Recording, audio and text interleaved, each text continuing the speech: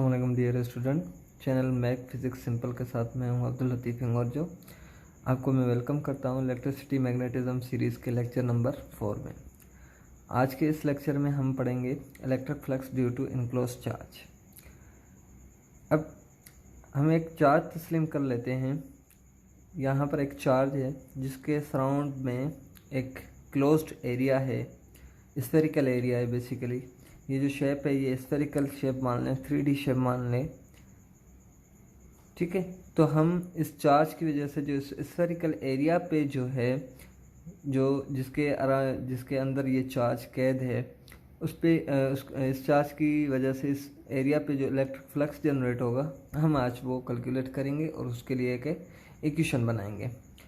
तो सबसे पहले हम क्या करते हैं, late assume a positive charge Q enclosed by a spherical surface having area of 4 pi r square। अब ये जो स्फेरिकल सरफेस है, इसका जो सरफेस एरिया जो होता है वो एक फार्मूले की मदद से मेजर किया जाता है। ज्योमेट्री में स्फेयर का जो एरिया जो होता है वो होता है 4 pi r स्क्वायर, ठीक है। अब इस 4 pi r स्क्वायर में एक चार्ज, ठीक है, पॉजिटिव चार्ज Q है, वो इनक्लोज है। अब क्या करते हैं, now the electric field intensity is same on every point. अब ये जो चार्ज है, इसकी जो इलेक्ट्रिक फील्ड इंटेंसिटी है इस स्फेयर के हर एक पॉइंट पे जो है वो सेम होगी। कोई भी पॉइंट उठा लें इस स्फेयर का, इस स्फेयर के किसी भी पॉइंट पे पॉइंट P पे आप जो है इसकी इलेक्ट्रिक फील्ड इंटेंसिटी मेजर करेंगे तो वो इलेक्ट्रिक फील्ड इंटेंसिटी आपकी सेम होगी। तो हम क्या करते हैं कि now cut the spherical surface into small areas delta A and find electric flux on it। अब हम क्या करते हैं, इस पूरे स्फेरिकल को हम छोटे छोटे एरियाज में, यानी area A1, area A2, A3, A4, A5, A6, इन सब में हम इस पूरे एरिया को कट कर देते हैं। लेट सपोज नंबर ऑफ 100 हमने पीसेस में कट कर दिया। अब हम क्या करते हैं, उसका एक पीस उठाते हैं, उधर हम इलेक्ट्रिक फ्लक्स फाइंड करने की कोशिश करते हैं। हमें पता है कि इलेक्ट्रिक फ्लक्स साई बराबर होता है E.A, यानी electric field intensity through area is known as electric flux, ठीक है। तो हम देखते हैं कि इस चार्ज की वजह से अब इस एरिया की डायरेक्शन ये A है और इस इलेक्ट्रिक फील्ड की डायरेक्शन भी इस एरिया, छोटे से एरिया से बिल्कुल परपेंडिकुलर और पैरेलल टू A है, ठीक है, और परपेंडिकुलर टू चार्ज है।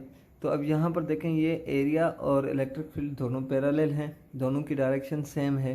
तो यहाँ पर इस छोटे से एरिया पर इलेक्ट्रिक फ्लक्स मैक्सिमम होगा। As we see the direction of area and electric field intensity parallel to each other, so the flux through it will be maximum and it equals to, तो यानी उस छोटे से area A1 पे जो flux आया वो flux 1 is equals to E dot delta A1। अब ये जो एरिया है, ये छोटा सा एरिया है, उस पर इलेक्ट्रिक फील्ड तो सेम थी। मैंने पहले भी कहा था कि इलेक्ट्रिक फील्ड आपकी हर एक पॉइंट पे सेम होगी।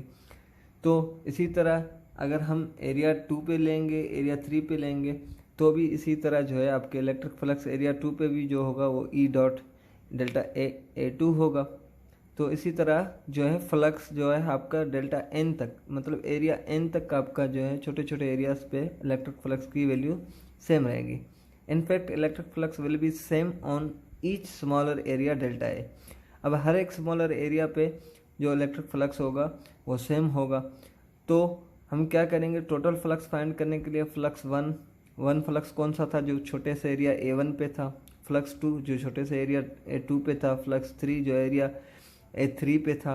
अगर हम उसके लिए भी इक्वेशन बनाएं, ठीक है, electric flux 3 is equals to E dot delta A3, ठीक है। इसी तरह चलते जाएंगे और N फ्लक्स N जो होगा वो होगा E डॉट डेल्टा AN, यानी N number of 100 number of एक छोटे छोटे एरियाज बना लेंगे तो आपको EN तक आप इसको, ये फ्लक्स आप सब फ्लक्स को ऐड करेंगे। अब टोटल फ्लक्स फाइंड करने के लिए जो फ्लक्स 1 था, ये आपकी फ्लक्स 1 की वैल्यू है, प्लस ये आपके फ्लक्स 2 की वैल्यू है, प्लस ये आपके फ्लक्स 3 की वैल्यू है, एंड सो ऑन, ये आपके फ्लक्स N की वैल्यू है। तो यहाँ पर देखेंगे फ्लक्स 1 की वैल्यू जो है E डेल्टा A1, फिर E डॉट डेल्टा A2 फिर E dot delta A3 to E dot delta AN तक आपके ये सारे फ्लक्सेस आपके ऐड होंगे। अब इन सब टर्म्स में क्योंकि हर एरिया पे जो है इलेक्ट्रिक फील्ड कांस्टेंट थी तो E को हम कांस्टेंट लेते हैं बाहर, बाकी जो बचेगा वो delta A1 plus delta A2 plus delta A3 plus two so on delta AN तक। अब ये सारे छोटे एरियाज़ को आप ऐड करेंगे। जब सारे छोटे छोटे पीसेस को आप ऐड करेंगे तो आपको क्या मिलेगा, the total area of sphere. क्योंकि ये छोटे छोटे जो पीसेस आपने किए थे ये एक स्फीयर के किए थे, तो जो इनको जोड़ने से आपको अगेन शेप मिलेगी या जो सरफेस एरिया मिलेगा वो मिलेगा स्फीयर का। So the sum of all smaller areas will give the total surface area of sphere which is area of sphere किसके बराबर होता था, 4πr² के। So delta A1 plus delta A2 plus delta A3 on so on delta AN तक आपको क्या मिलेगा, 4πr²। So total flux किसके बराबर हो जाएगा, आपका टोटल फ्लक्स E और ये एरिया था 4πr², तो total flux E into 4πr²। अब इलेक्ट्रिक फील्ड इंटेंसिटी की जो लास्ट लेक्चर में हम E पढ़ के आए थे वो E बराबर थी 1/4πε0 इंटू Q/r²। तो ये E की वैल्यू, ये सारी जो वैल्यू है ये E की वैल्यू है और ये जो है ये 4πr² है। अब 4π में कैंसिल, r² में कैंसिल, तो बाकी क्या बचा, टोटल फ्लक्स बचा 1 इंटू Q बचा और यहाँ पर नीचे 1 इंटू एप्सिलॉन नॉट बचा। तो यानी टोटल फ्लक्स किसी भी चार्ज की वजह से जो जनरेट होता है वो होता है Q/ε0। अब Q जो है वो बेसिकली है आपकी चार्ज, टोटल चार्ज इनक्लोज्ड। यहाँ पर एक चार्ज थी तो यहाँ पर Q है। अब ε0 जो होता है वो होता है परमिटिविटी। अब परमिटिविटी एक होती है परमिटिविटी ऑफ फ्री स्पेस, यानी अगर चार्ज और इस सरफेस के बीच में कुछ ना हो, जहाँ पर हमने इलेक्ट्रिक फ्लक्स मेजर किया है, बीच में एयर हो या वैक्यूम हो, यहाँ पर अगर इन दोनों के बीच में कोई और मीडियम होगा तो यहाँ पर εr भी आ जाएगी। तो यहाँ पर फिलहाल कुछ नहीं था तो हमने ε0।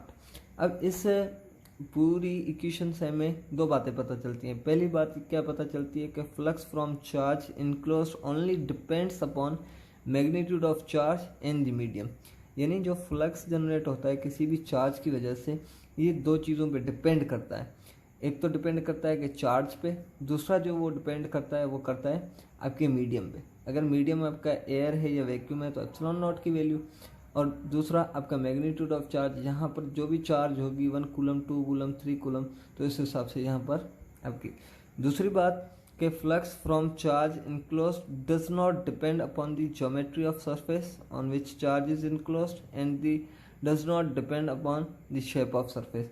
अब ये किसी भी शेप में किसी भी जगह पे चार्ज इनक्लोज होती है तो उसकी ज्योमेट्रिकल शेप, ज्योमेट्रिकल जो शेप है या हम सिंपली उसको ज्योमेट्री कह दें या शेप ऑफ सरफेस कह दें, तो उस पर डिपेंड नहीं करता।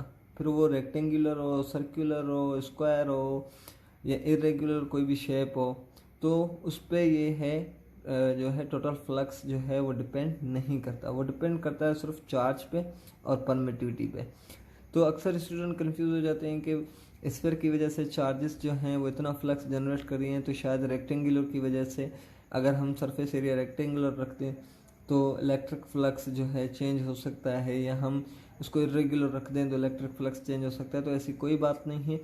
इस इक्वेशन से हमें सिर्फ ये पता चलता है कि इलेक्ट्रिक फ्लक्स सिर्फ दो बातों में डिपेंड करता है, एक मैग्नीट्यूड ऑफ चार्ज कि चार्ज कितना है, दूसरा मीडियम कौन सा है। ठीक है, बाकी जो भी चीज़ें हैं उन पे इलेक्ट्रिक फ्लक्स जो है डिपेंड नहीं करता, स्पेशली तो ज्योमेट्री पे तो नहीं करता। जो है आपके रेगुलर ज्योमेट्री हो या इरेगुलर सरफेसेस हो तो उन पे फ्लक्स आपका डिपेंड नहीं करता। सो ये बेसिकली ये दो कॉन्सेप्ट आपके गाज़िस लॉ में भी आगे काम आएंगे। सो इनको अच्छे तरीके से समझ लेना चाहिए। ठीक है, तो इंशाल्लाह अगला लेक्चर जो होगा वो हमारा गाज़िस लॉ पे होगा। तो मिलते हैं उस लेक्चर में, तब तक के लिए अल्लाह हाफिज़।